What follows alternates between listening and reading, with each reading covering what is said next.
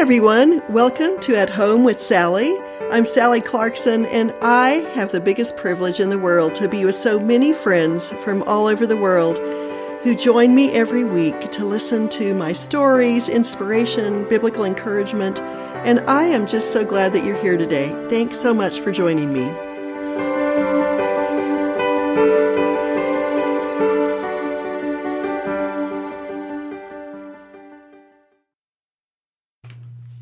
Hello, my friends. It's Sally Clarkson. Dun dun dun dun dun. Today's launch day. Yay!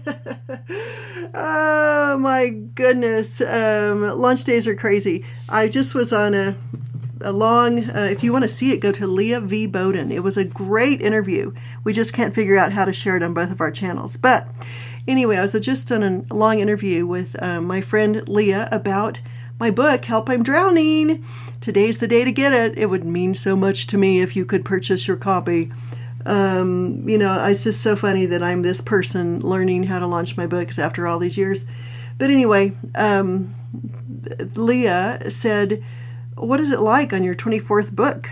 Does it still feel exciting?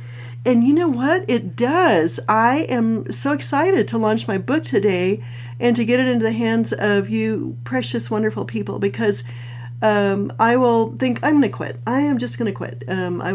We talked today a little bit about, in my book, about ERPs, people who are irrational people who criticize you and say dumb things. And those are the things that can make me want to quit sometimes when I've been very hurt or offended or criticized by other people, particularly those who call themselves Christians. But then I told her I'll have another quiet time, or I will get a letter from someone, or I'll spend some time with a lovely mom and a lovely woman. I mean, I love to minister to single women as well. We're all human beings with great potential. But anyway, and then when I spend time with them, I'll think, I need to keep doing this. I love these women. I want to help them. And I think that as I look back at the book, I'm just going to tell you a little bit about why I'm so excited about it. I was thinking about what things I have forgotten to say about why I wrote Help I'm Drowning. But I don't know if you feel like this or not, but I'm not special. I'm normal. I sin. I want the biggest piece of cake, whatever it is.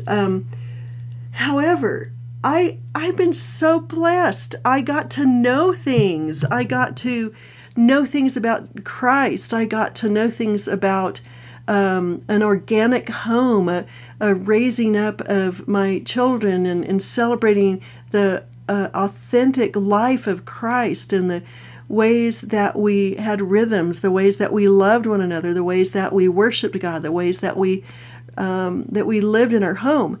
And in the midst of all these ideals, it was pretty hard. There were so many storms, so many conflicts, so many people who criticized us or discouraged us. I was discouraged by my own inadequacies or the craziness of some of my children, and I didn't know what to do with them, or I thought maybe I'm not disciplining right, or whatever.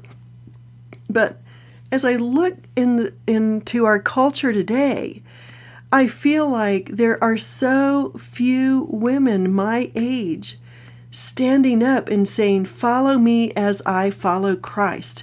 It is possible to leave a godly legacy. It is possible to love people well. It is possible to keep faith burning in your home. And I feel like as I look back on the 50 years is what I realized. I started teaching Bible studies 50 years ago. I was involved in a student movement in college, and during all those times, from then up until now, I just love women, and I love small groups of women. I love friendships with women. I learned to respect their capacity, their ability, their strength, their ability to civilize. And also, throughout all those years, you can believe that I ran into the storms of people, storms in my marriage, storms in my motherhood, storms in ministry, storms in finances, just emotionally, and exhaustion, just all the different ways. And I thought, I want to come alongside women and say, I know the devastation that life can be. I know how hard it can be. I struggled with this, that, or the other, but there is a way forward. Let me tell you, these are the struggles I've had. Maybe you've had them too, and maybe we can commiserate together. But I want you to know that in a world that longs for godly, strong women who are lights, who are valiant, who are overcoming, and who are strong, you are that person. You have that potential. You can do it. Don't give up during the dark seasons. Don't give in. Don't quit. And so I wanted this to be a book of mentoring, of saying, this is the long journey. And, as I look at my daughter, Sarah, it's so much fun for me to watch her be a mom. But, when in the first days of motherhood, you don't know what's going on. Why are they crying so much? Or am I doing the sleeping thing right? Am I doing the nursing thing right? Or what if they don't nurse? Or what if they have this issue? What am I supposed to do so the first time you go through something, of course, it's harder. I know I went through several crisis relationships that were heartbreaking with people that we didn't know that there were strong people in Christian movement who would be critical or who would lie or who would gossip. But you can be sure that by the time that it happened to me 2 or 3 times, by the 4th time, it wasn't as much of a surprise. I was handling it better. We learned how to overcome it, and we learned how to trust God with it. And so this whole process that many of you are going through, it's like the first time you have a baby, 2nd and 3rd and 4th times you have a baby, you get a little bit more used to it, and you're a little bit calmer about it because you know that phases pass, and you have a little bit more confidence. I see Sarah now with little Lillian, who's just so sweet and fun, and she can look at Lillian and go, okay, that's what this is going to happen to this baby, Lucy. She's going to grow, and she's going to get better, and I'm going to know how to deal with her when she's 8 months, 12 months, 18 months, 1 year. Experience teaches you seasoned wisdom. But anyway, so I'm so excited to think about coming along. I have the best launchers and the best audience in the world. So many of you are getting your own book, getting them for friends. That's all you need to help me to do. If you've been encouraged by my podcast or my books or my blogs, then thank you for helping me to spread the word. I would say that about 80 or 90% of all the women who come to me came because someone gave them a book, changed their lives because someone shared a podcast.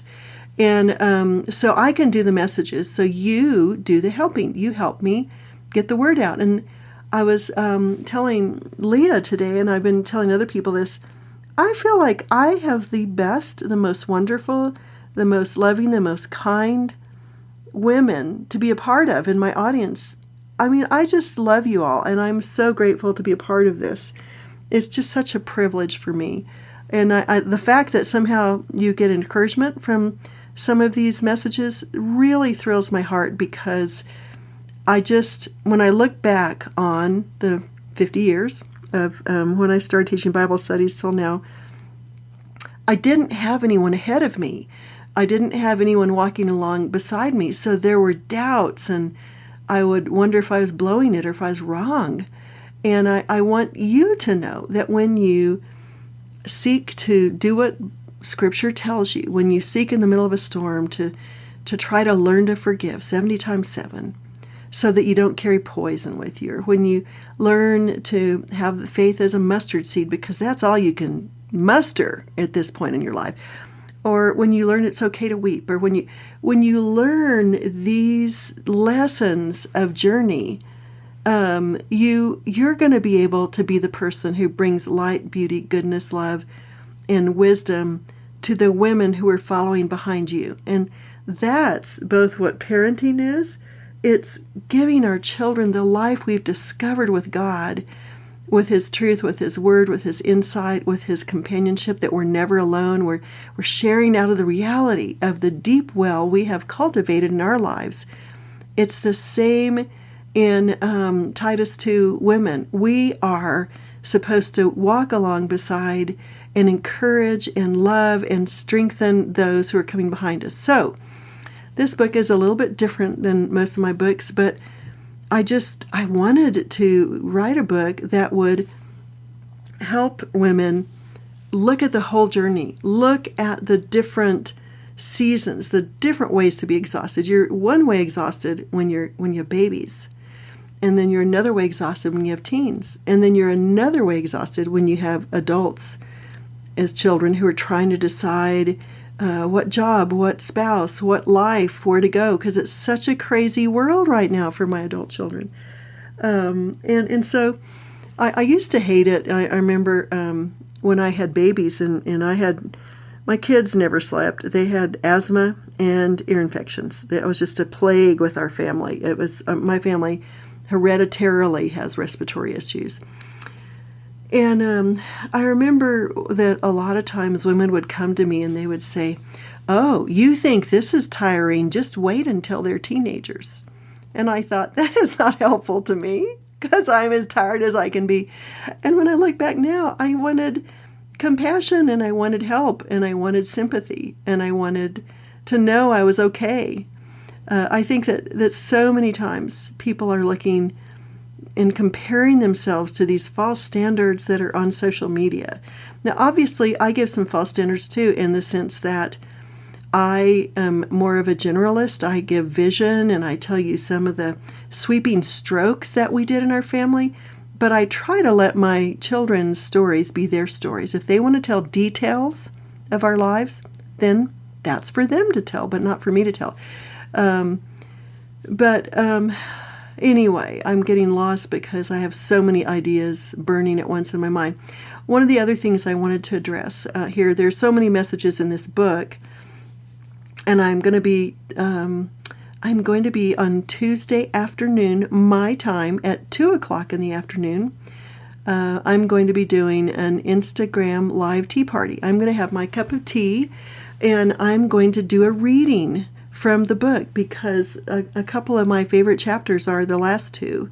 One is how I was in a devastating storm, but it didn't shake me because I'd had a lot of practice before that, and how practicing does make you stronger, more capable, more compassionate, more humble, and more able to weather the storms with such grace that you can actually help other people. And then the last one is the last one. You'll just have to wait and hear what I read to you tomorrow. That'll be at 2 o'clock my time, Mountain Time, and you'll just have to figure out the time after that. But anyway, another thing that I was brought to my mind today that I'll just say is, another little part of the book. There's so many different parts, but I feel like one of the psychological, and I talked a lot about this on Leah's interview today, but I wasn't able to download it to mine because it wasn't on my channel. But I feel like something that I was very slow to do because no one told me to do it. I think I'd believed too many G-rated movies, Cinderella, where everything works out happily ever after. Or you can, I would watch these sweet family shows, the Avonlea series, and I wanted Anne of Avonlea neighborhoods. I wanted them in my home, but I didn't get them, and I didn't get the Wendell Berry life or the Wendell Berry home or whatever. And so I would often question God, why do I have these ideals? Do they matter, and are they attainable? And then I was reading about this whole idea of radical acceptance. It's kind of a psychological term that people are tossing about these days, but basically what it means is that if you don't get to a point where you go, okay,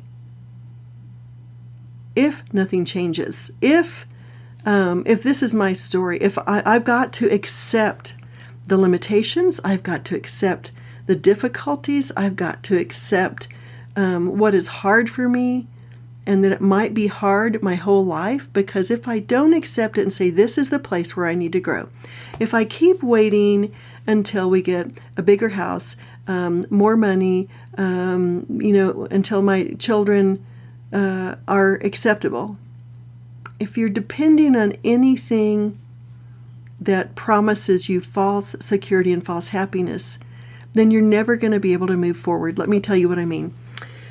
I had a friend, and I have many friends that have experienced the same thing. So it could be, you can imagine who you want it to be, but it could be one of many people that I've known over the years who came to me and was really struggling, honestly struggling with her spouse. And I'm not talking about exceedingly detrimental abusive situations. That is a whole nother thing for counseling and for somebody in your life to take care of. But there were some very serious, we all have serious relationship issues with our husbands, don't we? We try to work things out. We try to figure it out. And so she had been struggling with something, and she said, no matter how many times we struggle with this, no matter how many times we fight about it, no matter how many times I tell him how much it means to me, it never changes. And it hurts me over and over and over again. And I basically had learned this the hard way, but I said, I said, what if in this area, what if he never changes? What if he has this tendency his whole life? Does that mean that you're going to be a victim because he never changed? Are you dependent on your circumstances to bring you happiness? Because if you are, you will come to a point someday and realize that you were never in control. Not in control of your spouse, your health, your finances, your children, your husband. But if you can't get to a place of radical acceptance and say, not my will, but yours be done. You remember when Jesus went to God and he said, if it's your will, take this cup from me. It's okay to question things, but not my will, but yours be done. What does that mean? It means that, let's say, and I'll give Clay and me as an example, there were some areas that were very different in, and that I had high expectations of what I thought he should do. And I struggled with it, and we would talk about it, and we would, rehearse it. And finally I got to a place where I thought, okay, what if this is his personality? And you know what? There's not just one good personality. What if his personality or his limitations or his backstory is going to keep him from ever really understanding this? Is it fair for me to spend my life and my time criticizing him? Or do I need to say, if he never changes in this area, I am not going to make it my idol, but I am going to find a way to provide some of these needs in my life through friendship, through getting time away, through making my own plans for whatever it was that I needed, so that I can be at ease with him and be content with him. Another example of this would be, I've met so many women who struggle with their out-of-the-box kids, the kids who have mental illness or physical illness or whatever it is, behavioral issues because they're immature or they're ADHD or they're on the spectrum or whatever. So I realized with my precious, wonderful Nathan, and even all my kids really, but I realized that there was a part of me that was holding back, just totally loving unconditionally, because I thought if he would just learn to obey me in this area, then I would be able to love him more easily and freely, and I wouldn't struggle with this. And the Lord said, no, you're the mom. I love you no matter how immature and sinful you are, and I give you a place to grow forward. This is the place where you need to love this child, not wait until they perform according to your expectations.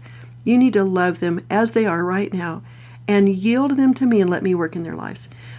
And so basically the principle I'm talking about here is that radical acceptance says, I will this moment, this day, learn how to accept this story as God has given it to me wherever I am, even if it's because of the wrong decisions that other people made, even if it's because people have hurt me before, even if it's because of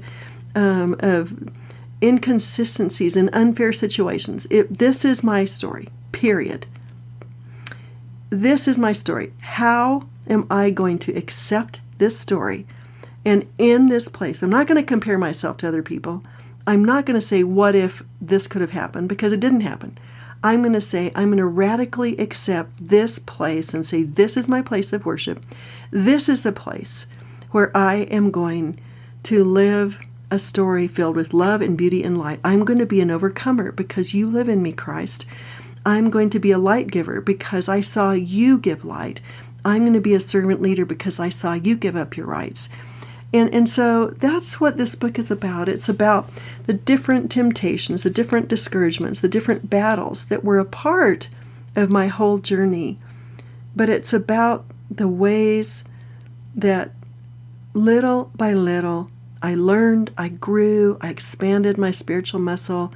I understood the fellowship of the sufferings with Christ more, but He helped me make it. I want you to let Him help you make it. Let Jesus help you to feel loved, to be able to lament, and then to be able to heal and grow right where you are, that your story might be one that other people will be able to say, I followed her as she followed Christ. She taught me the footsteps. She taught me the pathways. And that's what we want to do for our friends, our children, our husbands, our co-workers, because we have learned to live into the love of Christ, the compassion of Christ, the constant provision and wisdom and fellowship of the Holy Spirit. God is for us. God is for you. And so that's my hope, my friends, that as you read this book, Help I'm Drowning, that you will be blessed and encouraged, and that if you know somebody who's discouraged who needs it, get it today. Today is like my birthday. I was telling, maybe I put it in a blog post, that I think being an author of a book is like having a baby. First the seed is planted, and then you have to wait and wait and wait and wait and wait and work and work and work and give this baby a life, and then when it comes to birthing it, it's still painful. It's getting it from inside to the outside world. And then you begin living it. And so I'm birthing a baby today. This is my birthday for this book. So help me, help me, help me.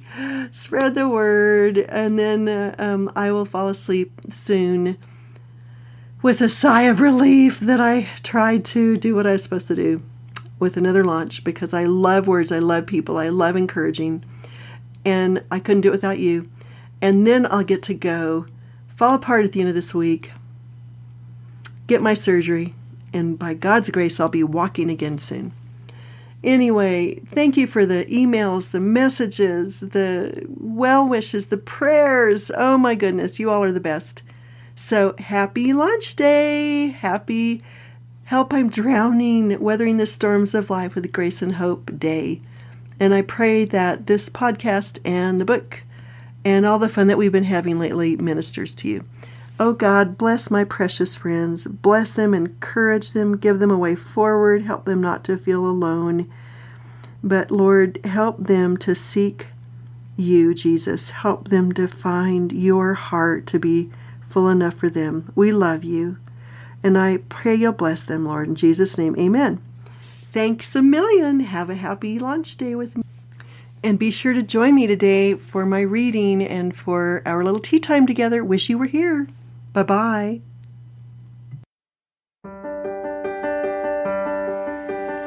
I hope you've enjoyed our time together today and that you'll join me next week. Be sure to look for more inspiration on my blog at sallyclarkson.com.